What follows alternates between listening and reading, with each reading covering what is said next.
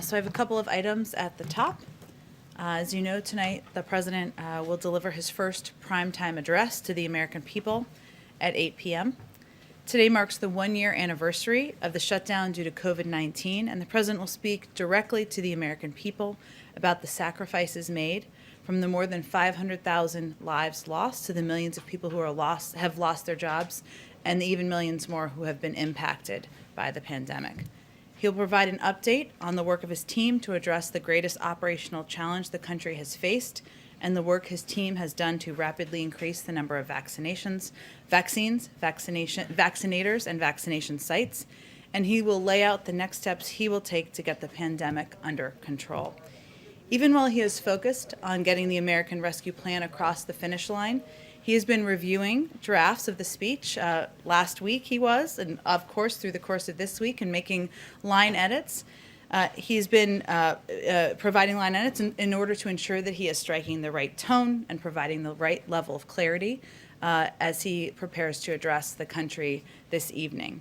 He plans to provide a clear outline of his approach, level with the American people about what is required of them, but also provide a sense of hope of what is possible. I wanted to provide a little bit more on upcoming travel. Of all of our principles as we prepare to go out and engage with the American people about what is in the rescue plan. As you know, next week the President, the Vice President, the First Lady, and the Second Gentleman will be traveling across the country to kick off the Help Is Here tour and amplify the American Rescue Plan. On Monday, the First Lady will travel to Burlington, New Jersey. The Vice President and Second Gentleman will travel to Las Vegas, Nevada. On Tuesday, the President will travel to Delaware County, Pennsylvania, as you already are aware. The Vice President and Second Gentleman will travel to Denver, Colorado. On Wednesday, the Second Gentleman will travel to Albuquerque, New Mexico. And on Friday, the President and the Vice President will travel to Atlanta, Georgia. During their trips, they will discuss the benefits of the American Rescue Plan for working families, and they will engage with people at each of these stops about how the American people can benefit from the components of the package moving forward. So they will talk about the $1,400 checks that 158.5 million American households can expect, and many who will start receiving them soon. He will talk about the historic expansion of the child tax credit.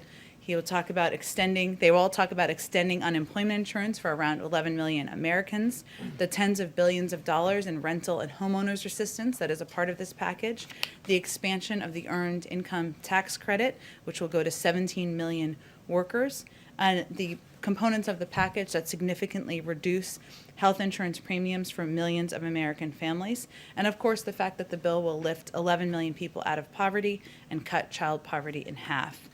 They're eager to get out there on the road. And I have one more exciting implementation update for all of you. Since the Treasury Department of Treasury, and the IRS are working hard to get relief payments out the door as fast as possible to the American people, people can expect to start seeing direct deposits hit their bank accounts as early as this weekend. This is, of course, just the first wave. But some people in the country will start seeing those direct deposits in their bank accounts this weekend, and payments to eligible Americans will continue throughout the course of the next several weeks. So with that, Jonathan, why don't you kick us off? Thank you, Jen. Tomorrow, the Chief of Staff tweeted that there'll still be a celebration in terms of this bill signing, and congressional leaders would be attending. Mm-hmm. Can you tell us who will be there, and if any Republicans, none of whom voted for this bill, would be invited? So the celebration tomorrow will be a bicameral, event, but it will not be bipartisan. It will include leadership, and we are still finalizing the list of attendees, but we hope to get that to you as soon as it's finalized. Can you walk us through, as part of the Help Is Here tour, decisions behind the locations for the travel next week, in particular the President's two stops, why Pennsylvania and why Georgia? Well, this is just the beginning of the president and the first ladies and the vice presidents and the second gentleman's travel, and they will of course do some travel in addition to next week. But it was important to the president to visit not just blue states, but also red states, purple states. You will see that reflected as we continue to announce travel and trips that he will take in the coming weeks. Obviously, these are two places where he of course talked about the importance of delivering on the promise of getting every American the $2,000 checks when he campaigned in Georgia in December. So that's a place where that message really resonated, of course, with the people of the state and where it was amplified to the public. But, you know, it's a place also close to his heart. But this is just the beginning of the travel. I wouldn't overread into it other than he is looking forward to having the senior members, the principals from the administration out across the country, fanning out across the country, which is exactly what they're doing. And then one more on a different topic. The trial of Minneapolis police officer Derek Chauvin has begun in connection to the death of George Floyd. Has the president been briefed on the developments so far? And he condemned the death, certainly when it happened. Does he believe the police officer should be convicted of murder? Well, the president obviously doesn't weigh into. He's not going to weigh into an ongoing judicial or a legal case. He's watching it closely, as are many members of the administration. As you know, he himself encouraged the House to pass the bill and he is very pleased that it did.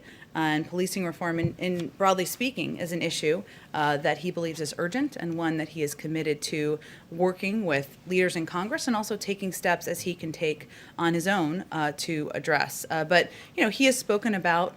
He spoke about the trial and, of course, the death of George Floyd in personal terms, and that is a reflection of how he continues to feel as he watches the events unfold with the trial. It affected him personally. It redoubled his commitment to advancing racial justice. That's why he signed an executive order on racial equity on his sixth day. One of the reasons why he signed an executive order on racial equity on his sixth day in office. And, of course, he will be watching it closely, as many people in the country will be. Go ahead, Jeff. Jen, just a follow-up on some of the vaccine news from yesterday. Mm-hmm. The president said that one reason he wanted to have another 100 million doses of the Johnson & Johnson vaccine in the cupboards, as it were, is to be prepared. If everyone is vaccinated by the end of May, or at least able to be, what are you preparing for? What might happen that the U.S. would need an additional 100 million shots for?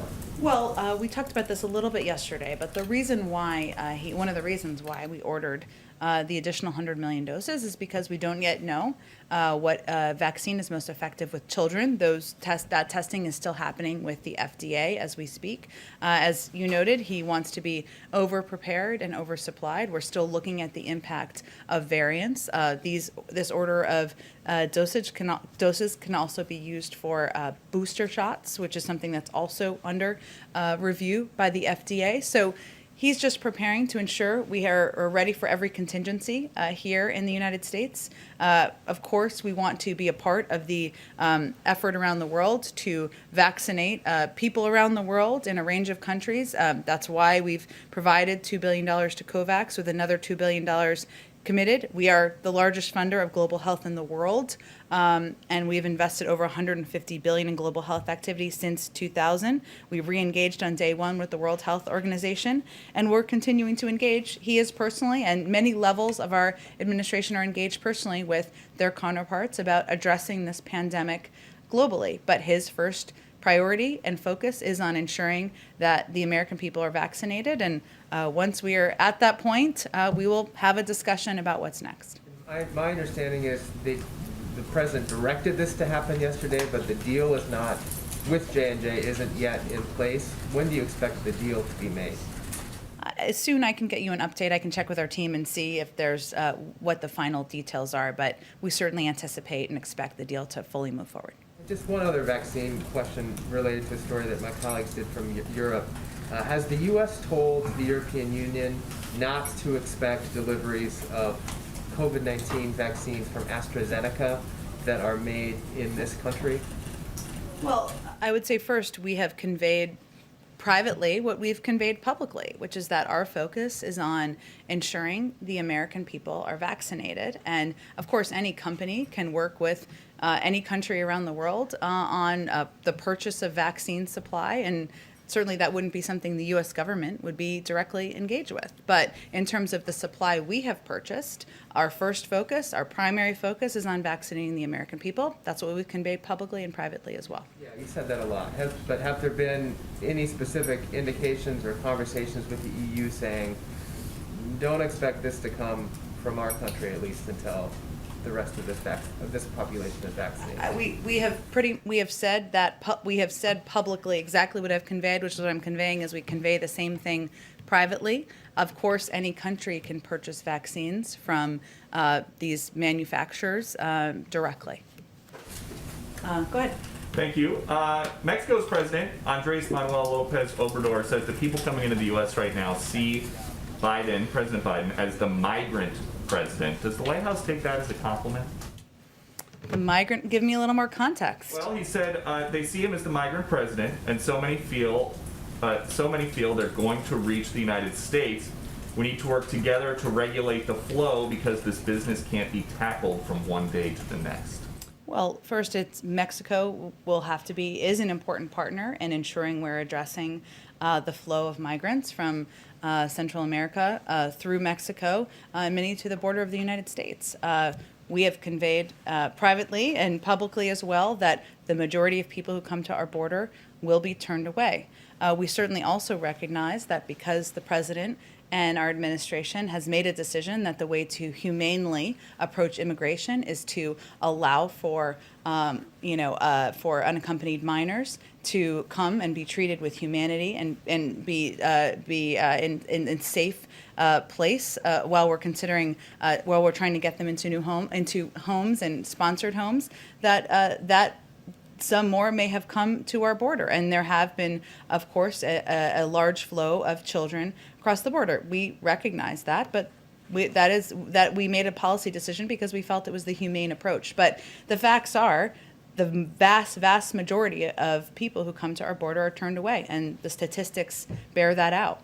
Okay, and then in terms of keeping COVID out of the country, does the White House think that it's a problem that travelers have to show a negative COVID test, proof of a negative COVID test, when they fly into the U.S. from any foreign country, but travelers don't need to show anything like that when they just walk across the border, as long as they don't go to a port of entry? Well, I think there's been a lot of confusion about what's been happening at the border as it relates to people who are coming across and what happens when they come across. And I know Governor Abbott down in Texas has expressed some of his concerns, and many of those have not been based in fact. So let me go through a few of those because I know we're all interested in facts around here. One, Governor Abbott has referred to what's happening at the border as open borders, as us having an open borders policy. That is absolutely incorrect. The border is not open. The vast majority of individuals apprehended or encountered at the border continue to be denied entry and are returned under Title 42, as we've already mentioned. Also, he has suggested that we are not vaccinating CBP officers. Again, we like to deal with facts around here. There's no higher priority than the health and safety of our federal workforce. And the Department of Homeland Security and CBP has been clear that currently more than 64,000 frontline DHS employees, including members of U.S. Border Patrol, have received a vaccination. So that's another point just to provide full clarity.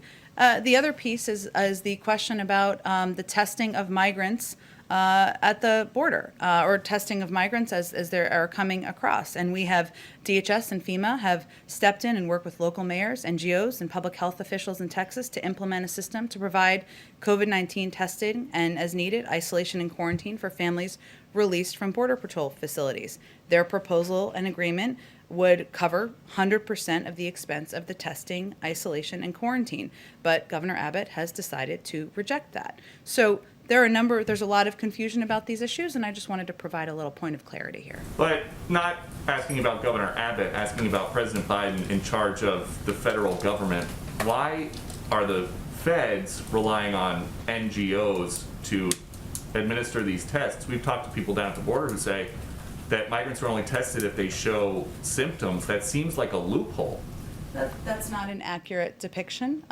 There's an important role that NGOs, that local mayors, that local officials play in working together. And this is a proposal that was worked with DHS, with FEMA, and others to help address and ensure that people are tested. And Governor Abbott, I raised that simply because he had raised a concern about that, and I wanted to be clear that we've put forward a proposal. So I think the question is, why is he standing in the way of local communities getting the funding and support they need to help with testing, isolation, and quarantining efforts? But again, just a question about Biden administration policy. COVID is COVID. COVID at the Dulles Airport Customs is the same as COVID in a border town.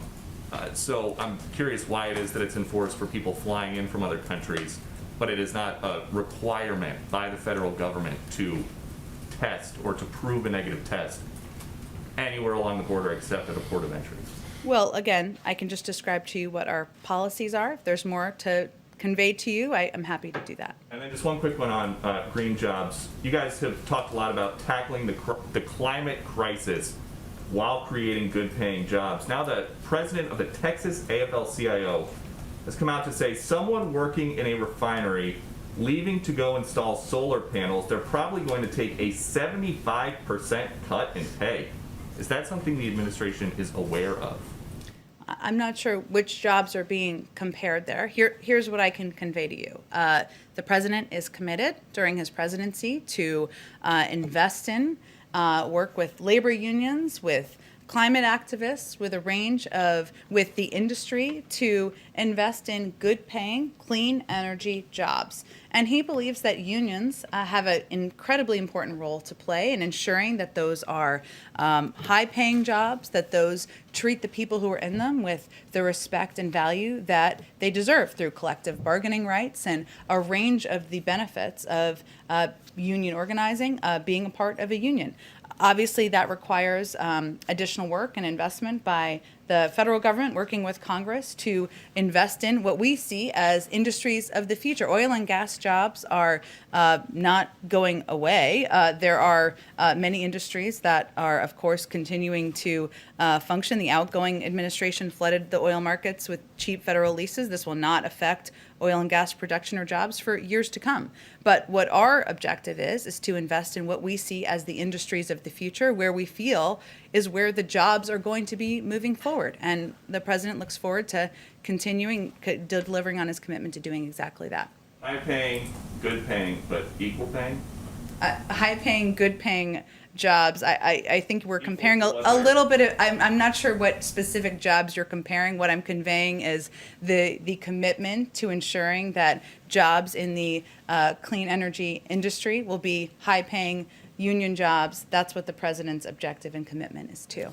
Go ahead, Caitlin. The White House has said that President Biden wants to look ahead to a return to normal in his speech tonight, but how does he do that while also striking the balance that 1,500 Americans on average are still dying from coronavirus every single day? You're absolutely right, Caitlin, that his objective is to strike exactly that balance. And this is one of the reasons that he has been line editing the speech for the last week plus to ensure that he is conveying, that he is leveling with the American people, that he is delivering on his commitment to being truthful about the challenges that we continue to face, what is going to be required of the American public to get to a return to normalcy, as you conveyed. But he also wants to provide a sense of hope and what's possible if we abide by the guidelines, if when you have access to a vaccine, you get the vaccine, what people can look forward to. And so that is exactly the balance that he is hoping to strike tonight. So should we expect like concrete steps and policy changes in this speech tonight? I think you can expect, this is his first opportunity, prime time, of course, to really speak directly to the public. We all have a conversation about a lot of these issues every single day. Most millions of Americans out there are living their lives, some of them, dealing with their kids in school, getting their jobs done, et cetera. And this will be an opportunity for many people to really tune in and hear from him on his plan on what his team has done to date, what steps they've taken, an update since he took office, but also concrete steps he wants to take moving forward. There will be some news in the speech, but it is really about laying out clearly and for the American public what steps he's taken, what his team will do, and what is expected of them as well. And since he's just signed this bill, has he decided who is going to oversee the implementation of it? And then on the ceremony tomorrow, you have some Republican senators who did not vote for this bill now touting parts of it. What is President Biden's response to those Republicans like Senator Wicker? Well, we invite them to work with us on the agenda moving forward, because clearly the bill that the president just signed into law is something that the American people are excited about, that people will benefit from as soon as this weekend, as we conveyed. And we are hopeful that as the president talks about his Build Back Better agenda, has more meetings with members of Congress, we'll have more people on board from both sides of the aisle. And regarding who's overseeing? We are, as I mentioned yesterday, the president absolutely is committed to having a person who is running point on it. I don't have any personnel announcements today. Last question on the border. The administration has refused to call it a crisis, instead referring to it as a challenge and saying what you call it doesn't make a difference of how you're responding to it. But now today there are over 3,700 children, unaccompanied migrant children, in Border Patrol custody. They're spending on average over 100 hours, 4 days, in these facilities that are jail-like facilities not meant for children. So how can you say that's not a crisis? Well, I think what Ambassador Jacobson and Secretary Mayorkas were conveying, and what I've conveyed, is it doesn't matter what you call it. It is an enormous challenge. It is something that is front and center for the president. I noted yesterday, he had what is a regular meeting, but he had a briefing yesterday on the trip to the border. And there are a number of, while there are no final policy decisions, there are a variety of actions under consideration, including identifying and assessing other licensed facilities that can help add safe capacity for these children, relaunching, as we talked about over the last couple of days, the Central American Minors Program, accelerating the unification of children with vetted families, family and sponsors, steps like embedding HHS and ORR in the earlier parts of the process. So, the president is very focused and very in the weeds on the operational details here, and on taking and pushing his team to take every step that can be taken to address exactly what you noted, Caitlin, which is the fact that children should not, these Border Patrol facilities are not made for children, that we are focused on expediting the time they spend there, that these HHS shelters are not meant for permanent living, for anyone permanently living there, that we want to expedite the timeline between when kids cross the border and when they are getting to sponsor homes. So our focus here is on getting to the root of the issues and taking actions, and we don't feel the need to play games with what it's called. But aren't those the steps that you would take if it was a crisis that you had on your hands?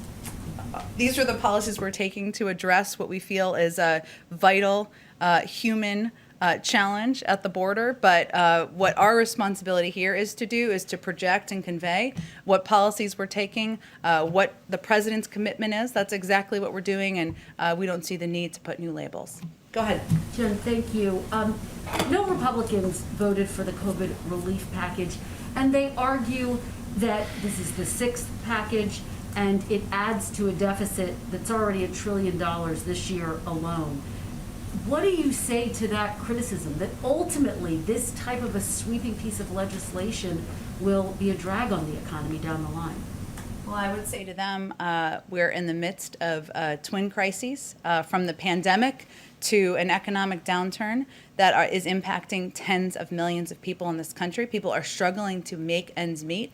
They are worried about whether their grandparents, their cousins, their friends are able to get a vaccine, and they are suffering because they're worried about the mental health of their kids who aren't back in school yet. And the president's focus is on addressing those crises. And I would send a question back to many of these Republicans as to why the deficit spending wasn't as concerning when they were giving tax cuts to the highest income, but now it's concerning when we're giving direct checks and relief to the American people. When you look forward at the rest of the agenda that President Biden has laid out, how do you get even moderate Democrats on board with another big piece of legislation, for example, his climate plan that has a price tag of $2 trillion. There's no price tag on a plan that doesn't exist yet, so there. He laid out during his campaign. Well, sure, but he also laid out many components of his Build Back Better agenda during his campaign, and we haven't made a final decision yet as to what the format, the size, what the next proposal will be. It's not even something that has been brought to him for a decision quite yet. Obviously, he's had a lot of discussions and meetings to hear from Republicans and Democrats, but we're just not at that point in the process yet. And I know you're not going to weigh in on the specifics of what he's going to tackle next, but given that this was not a bipartisan piece of legislation, and given that the president said that unity was one of the key things he wanted to try to accomplish, is he going to try to move forward on a piece of legislation where he thinks he can get bipartisan support? In other words, how is that going to factor into his decision-making process? Well, the president would, of course, love to have bipartisan support, and there are areas of policymaking that he has talked about quite a bit, as you noted some of them on the campaign trail, including infrastructure. Modernizing our immigration system has actually historically been a bipartisan policy-making issue. He had a meeting on cancer and addressing cancer and tackling cancer, of course. There are a lot of issues that he feels there's opportunity to work together on, and the door to the Oval Office remains open to bipartisanship, to finding ways to certainly work together.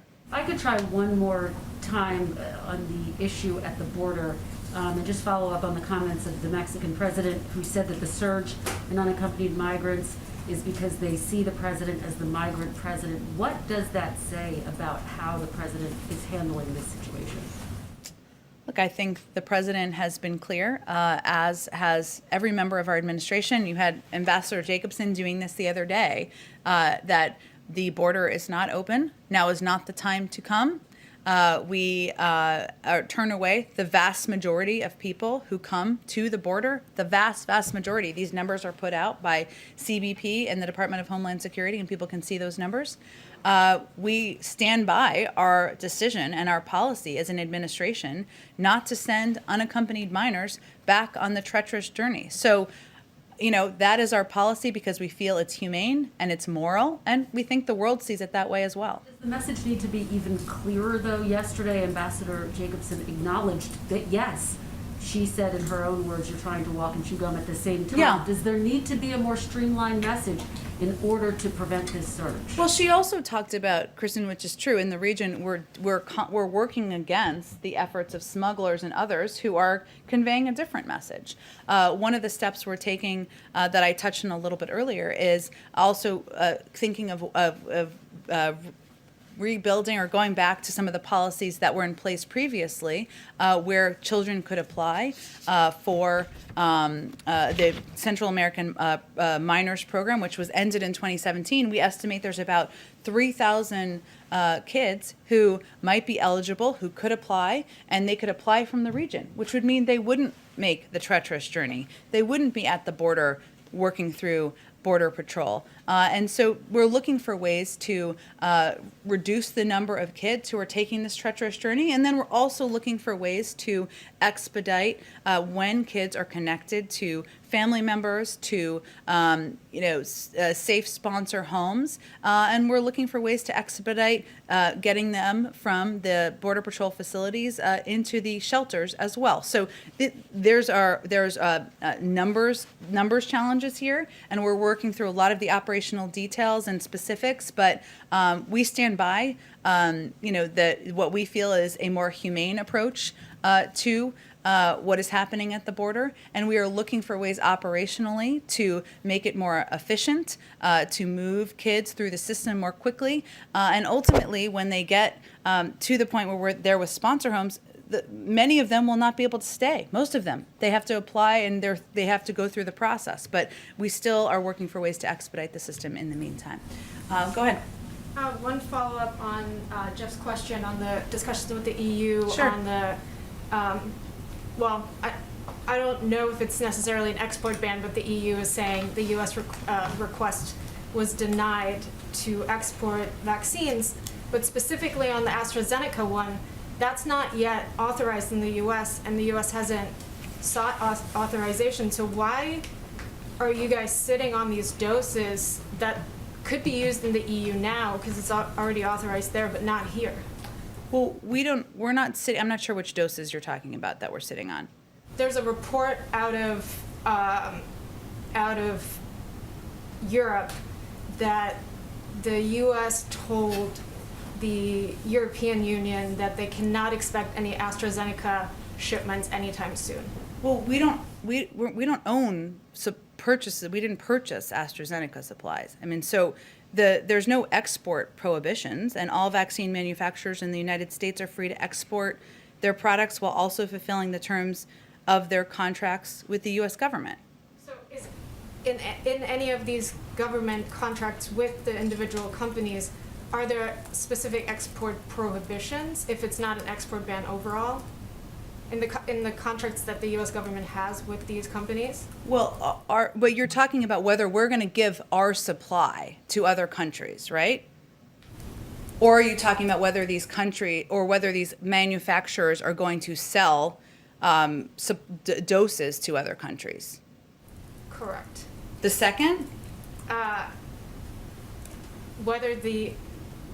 Sorry, say that again.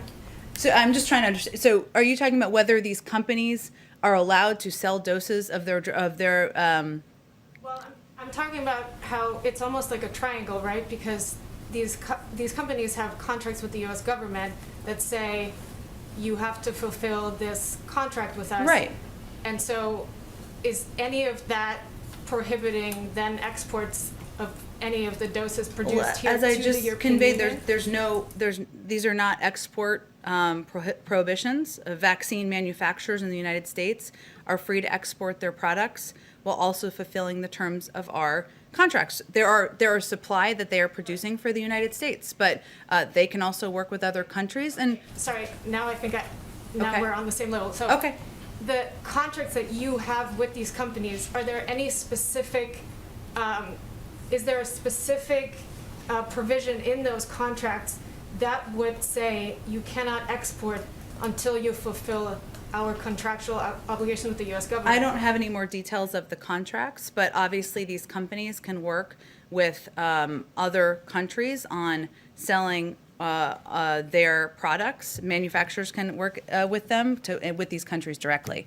We have conveyed privately what we've conveyed publicly, which is our focus is on ensuring the American people are receiving the vaccine and that we are vaccinating the American public. That's our first priority, but we are also engaging with and working with the global community to figure out how we can get the global pandemic under control together, whether that's through financial contributions or through navigating with them how we can work together to address it. But we'll continue to evaluate as more vaccines become available in the United States. AstraZeneca isn't even approved at this point. One other topic, completely different. You just said again, the president hasn't yet made a decision on the next legislative package or what it will be and when it will be unveiled.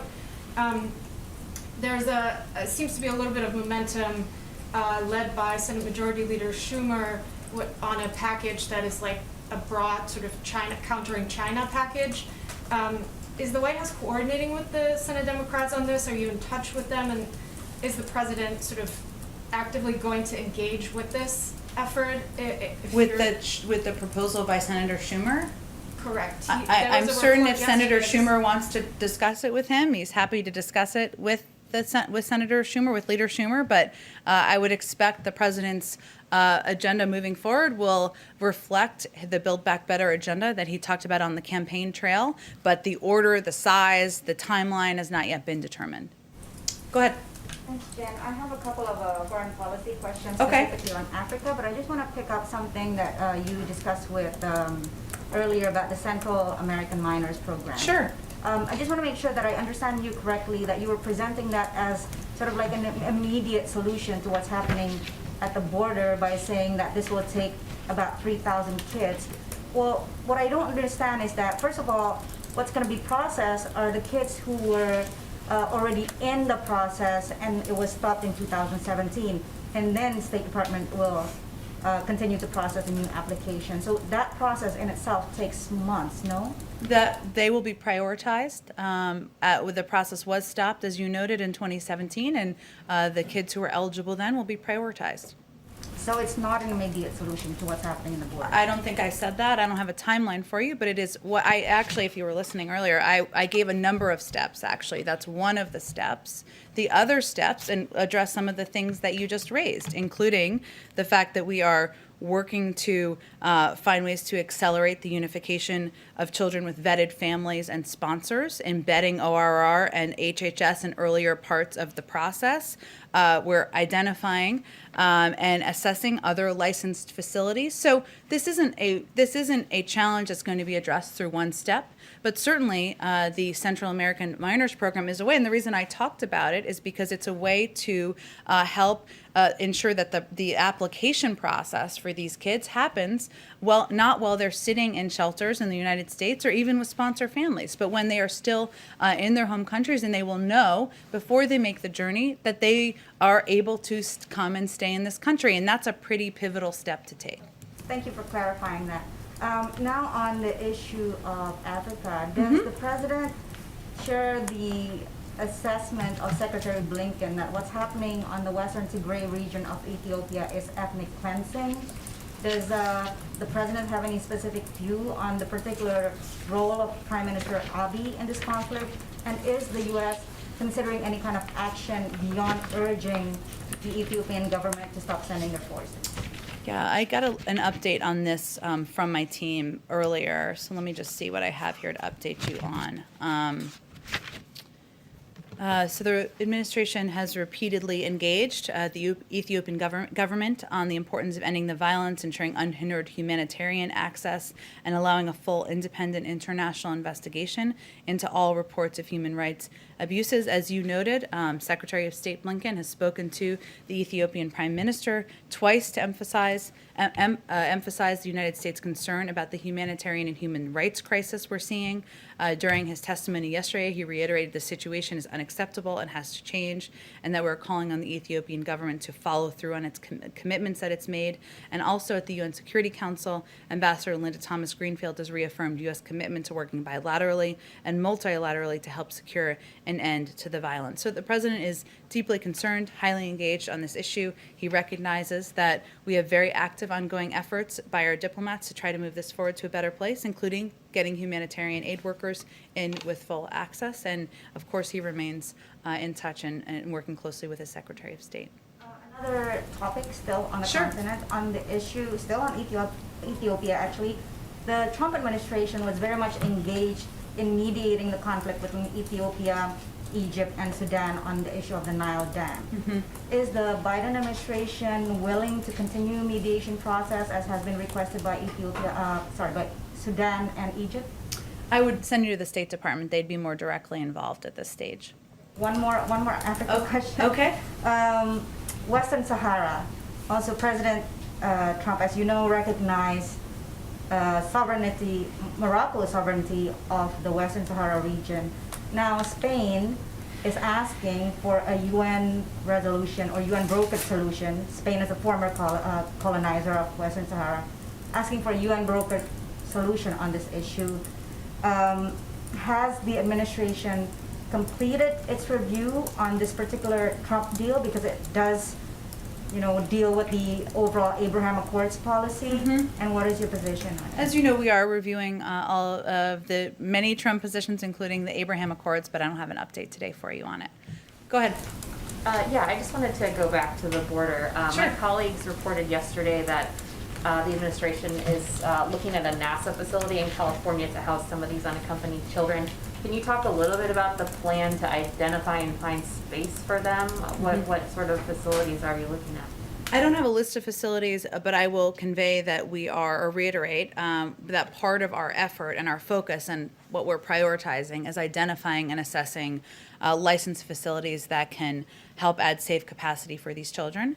And even with the update in CDC guidelines that we've talked about a little bit this week that allows for greater capacity safely at these facilities, we still want to ensure that we have facilities that are safe, licensed, and prepared to house children, so that we can move them quickly from the Border Patrol locations. But I don't have anything. We're looking at a range of sites our team is, and I'm sure some will be hopefully identified soon, but I don't have anything to preview for you beyond that. Okay. And then on the trip with with all the principals kind of crisscrossing the Yeah. country next week, it's an interesting list of states, as Yeah. you said, purple at least. I'm wondering, even though that this relief package has no support here, what have you been hearing, or what do you expect to hear from Republicans in these states? Do you expect it to be received by them at all? Have you heard much? Like, have you Republicans, talked like to local electeds, Yeah. or Mhm. look, I think what we saw even during the effort to pass the American Rescue Plan is that there were 400 governors and mayors across the country, many of them Republican. We had a Republican mayor come here and talk to you all about how vital and important this was to his community. And so we certainly anticipate that many of the local elected officials who supported the passage, who are seeing, funding coming into their states to help ensure that cops and firefighters keep their jobs, seeing funding that's going to come in and help reopen schools, seeing people in their communities get checks as early as this weekend, that they will be open, many of them, to engaging with the president, the vice president, the first lady, the second gentleman, where there's an opportunity to talk about the benefits and communicate to their communities about how people can access these benefits. And that's a big part of this blitz around the country, is ensuring that the American people have that understanding, and that's what all of our principals will be conveying. Could I ask another quick one? Sure. I'm just curious, I know the president has speechwriters, but were you around him when he was working on this speech? Like, who were the advisors around him that have weighed in and pitched in ideas and helped him edit? Sure. Look, I think, the president has been doing this a while, and certainly he had a good sense of what he wanted to convey. And he is someone who is an anti-acronyms advocate. So he wants to explain things with clarity and with directness to the American people. And I will tell you that when he goes through speeches like this, he asks questions that I can imagine friends of mine and family members of mine might ask. What do you mean by that? And when you say that, how will I get access to that? And that's when he reads through the speech what he's looking to provide clarity on. And he fully recognizes that speaking during a primetime address is a moment where you have to tell a story about and recognize the great sacrifices the American people have been through, and speak with truth and with directness about what is still required, but also provide some hope on what's ahead, because we are, as Caitlin alluded to earlier, we are still in the middle of a war with the pandemic, and he will certainly be clear about that.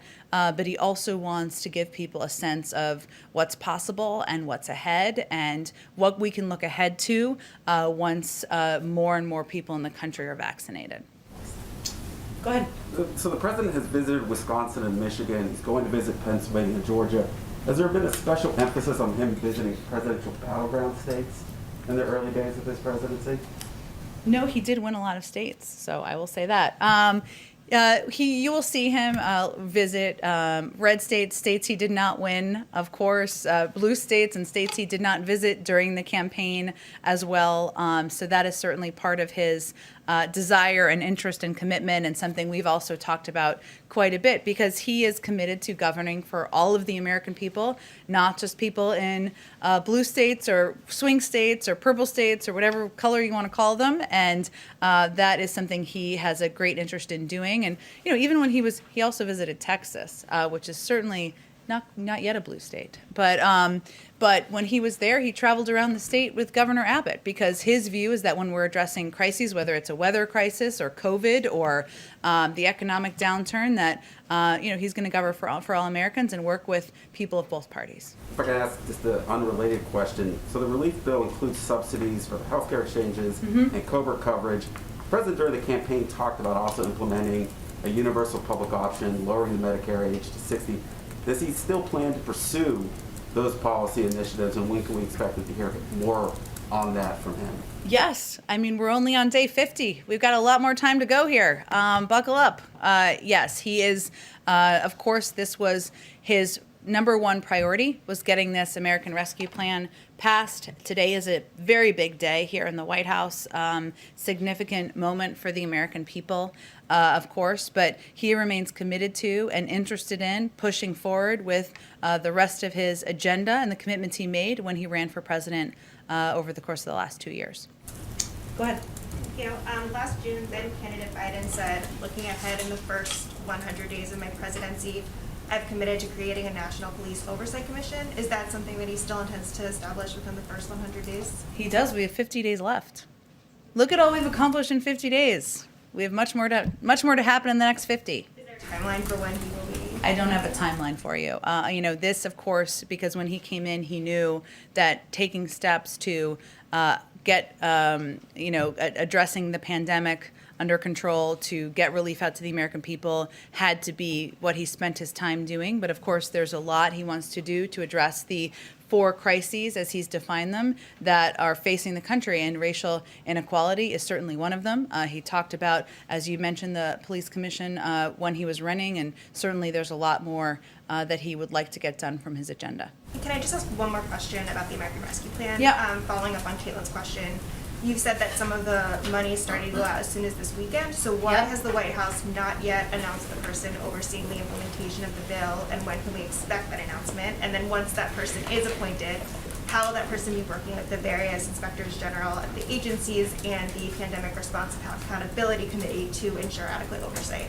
Well, it doesn't, the president believes it's a model, looking back at the Recovery Act, where having a person who can pull all the levers of government and engage with mayors and city leaders and community leaders is an effective means of ensuring that implementation is efficient moving forward.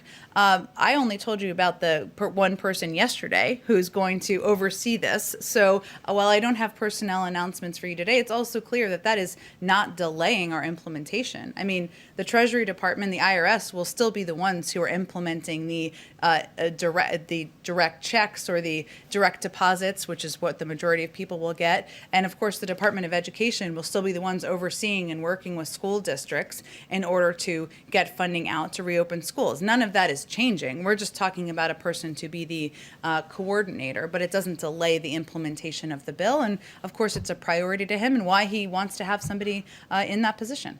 Will that person be working with the inspectors general in the various agencies, though, to make sure that the money is going out as smoothly as possible and that there's no, I know that a lot of watchdog groups raised issues with how the money was dispersed under agencies in the Trump administration. So will the person overseeing implementation be looking at that to make sure that Well, reducing waste, fraud, and abuse and preventing it is certainly a priority for the president. He's already taken steps to address that in the last 50 days, and certainly when he was overseeing the Recovery Act, that was a priority for him. So I'm certain that as we look to implementation, that will continue to be a focus of his as well. Go ahead in the back. Yeah, a question about the first meeting today of the U.S.-Israel Strategic Group.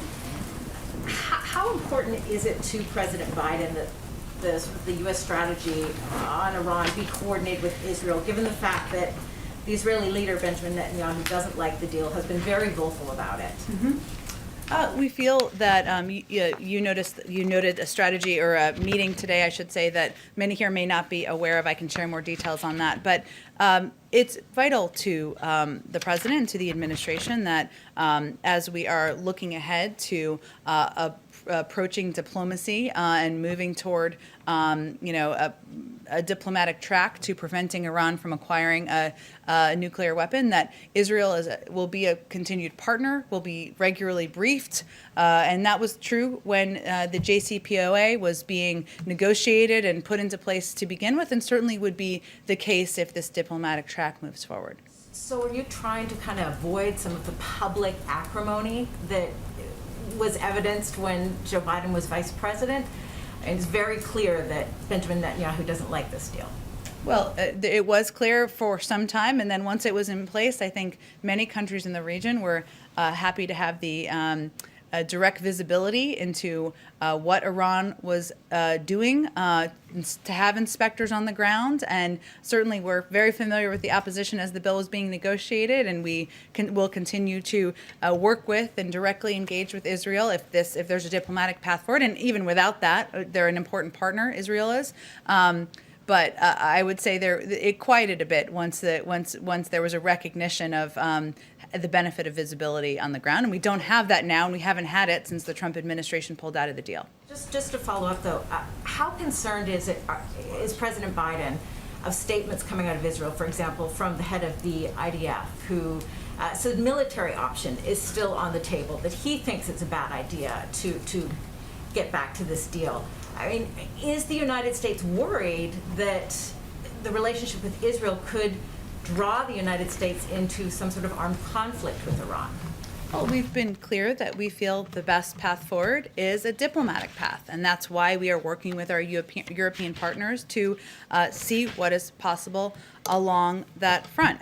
We also believe that it's an opportunity to expand on the JCPOA and work to address additional concerns we have in the region. But of course, we're very familiar with the concerns Israel has expressed, and that's one of the reasons we engage with them so closely around this and many other issues. And just very quickly, the last question. Obviously, there are imminent elections in Israel as well as Iran. Is the sort of strategy right now to kind of wait till the outcome of those elections and know who you're dealing with moving forward? No, I would say the strategy is to work in close coordination with our European partners, who will continue to be key partners as part of the P5+1, as is Russia and China.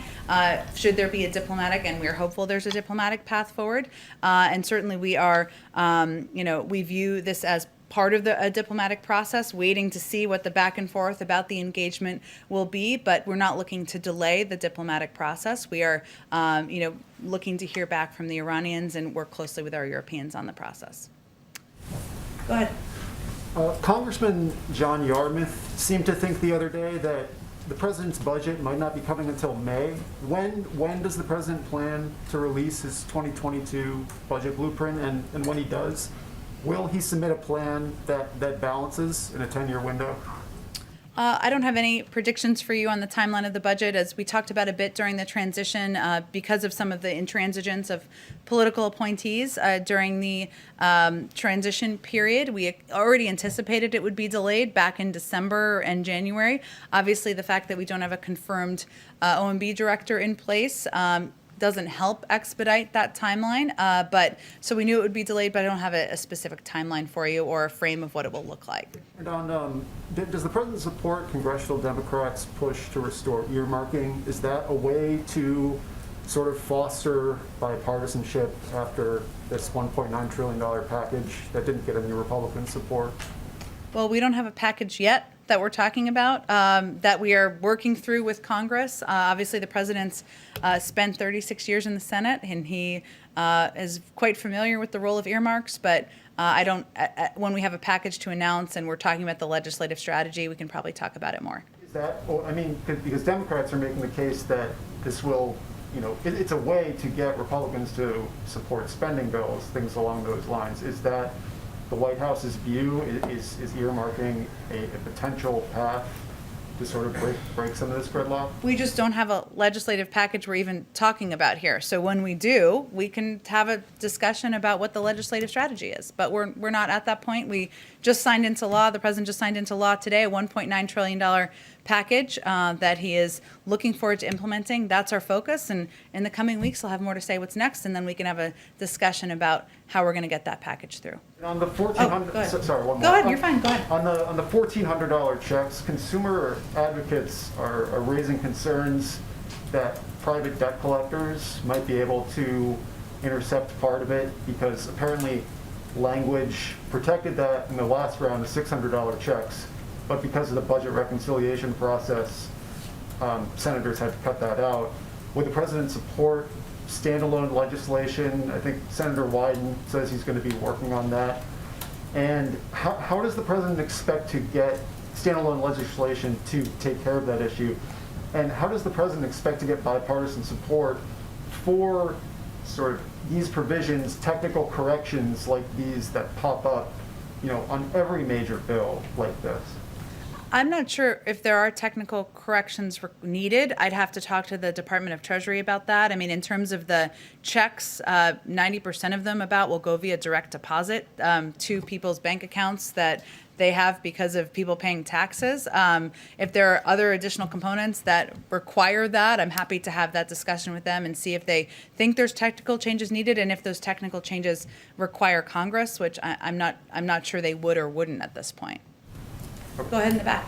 Thank you. I have a couple of questions. Last week, President Biden, in his virtual interaction with NASA scientist Dr. Mohan, said that people of Indian descent are taking over the country. Can you clarify that? What did he meant by that? Because there have been some criticism by his opponents on his remarks. Well, I would first say that the president was just recognizing and honoring and valuing, or this was his intention, the incredible contribution of Indian Americans to science. He was speaking to an Indian American woman who is, of course, a scientist and an important part of the NASA team. And he also was, of course, recognizing the incredible contribution of his own vice president. And he just believes that it was a reflection of his belief that Indian Americans make a great contribution to the fabric of society, whether it's science or education or the government, and that was what he was trying to convey. Okay, a number of Indian Americans who came to this country as illegal immigrants and want to make this as a home, they feel that this administration is not much focused on resolving the issues related to legal immigrants, rather than they're more focused on illegal immigrants. What do you have to say on that? I would say you should write an article about how the president's immigration bill proposes a number of fixes or changes in the legal and legislative system to ensure that those issues are addressed, and we're eager to move that forward with members of both parties. I have one China question. Okay. Today is 50th day, and tomorrow President is addressing the Quad Leaders Summit, and a few days later, the Secretary of State and NSA are having their bilateral meetings in Ankara on China. After 50 days, what are your major asks from China? What do you want China to do so that to improve the relationship that the United States has with Beijing? Well, I would expect, obviously, this meeting next week. We felt it was important to have it on U.S. soil. We certainly anticipate that National Security Advisor Jake Sullivan and Secretary of State Tony Blinken will be discussing both the challenges we've had and not holding back on issues and concerns we have with the behavior of Chinese leadership, whether it's on Taiwan or recent efforts to push back democracy in Hong Kong, or on concerns we have about the economic relationship. So they will certainly raise those issues and the lack of transparency as it relates to COVID, human rights abuses as well. But they'll also talk about areas of opportunity and ways we can work together. We certainly they will not be holding back in the conversation, but they wanted to, it's an important moment next week to engage directly and in person, and I know they're looking forward to it. We'll have a robust readout, I'm sure, when that meeting concludes. A foreign journalist colleague of mine who's going to be present here has sent me a question for you. The International Olympics Committee today announced that China will provide vaccination for athletes, teams, and attendees of the Tokyo Olympic Games. What is your response to IOC's announcement?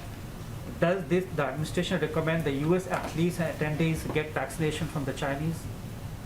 I would send you to the U.S. Olympic Committee. We, of course, are working to ensure that the American people have access to vaccines. We'll have enough to vaccinate, I should say, all American adults by the end of May. Certainly that includes Olympic athletes, but I would refer you to them on their plans for vaccinating athletes. Go ahead. Thanks, Jen. A couple on topics we haven't touched on yet. But Politico ran a poll yesterday, I'm not sure if you saw it, finding that 53% of Americans think that there should be a ban on transgender athletes competing in women's sports. Included in that were 40% of Democratic respondents who agreed that there should be a ban, and 49% of independents. Obviously, the president is committed to advancing LGBTQ rights, but looking at this through his call for unity lens, do you think these opinions are coming more from a place of trying to protect women's rights or equality in athletics, or are these just flat-out bigoted opinions that the president shouldn't acknowledge at this point in time? The opinions in the poll?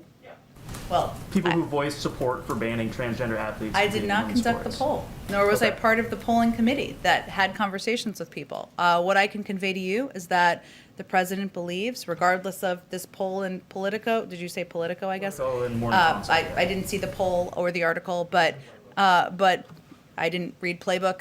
But the president believes that transgender rights are human rights, that kids should not be discriminated against and should be able to play sports, and that continues to be his belief, and that hasn't changed. But I'm not going to guess or attribute motive to the people who responded to that poll or any poll, actually. And then on the House's passage of these gun violence legislation bills today, has the White House been actively courting Republican senators to vote yay for this? Obviously, from a numbers standpoint, it's going to be a lot harder to pass there than in the House. And if not, does the president believe it can pass the Senate, or those two bills can pass the Senate in their current iterations? Well, first, the president is someone who is personally committed to addressing gun violence and working to put in place gun safety measures.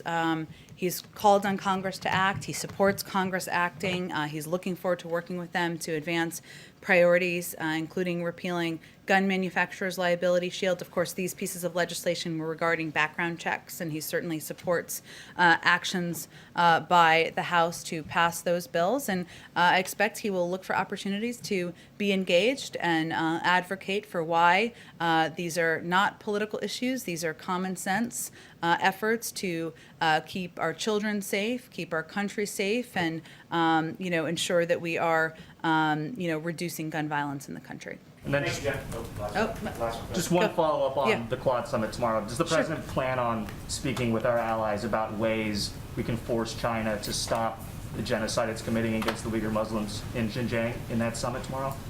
Well, I know that addressing the genocide against Uyghurs, Muslims, is something that will be a topic of discussion with the Chinese directly next week. But certainly this conversation tomorrow, and we're hoping, I've invited National Security Advisor Jake Sullivan to come and give you a readout of that meeting. I know there's a lot of interest in the Quad Summit tomorrow, but we expect the conversation to be about a range of global issues. It is not focused on China. Of course, China is a topic on the minds of many leaders and countries, but we expect they will talk about the climate crisis, about economic cooperation, about addressing COVID, a range of issues and discussions. And, certainly the position of the United States is that what is happening is genocide, and we we'll look for opportunities to work with other partners on putting additional pressure on the Chinese, but we will also raise it directly, and it will be a topic of discussion next week.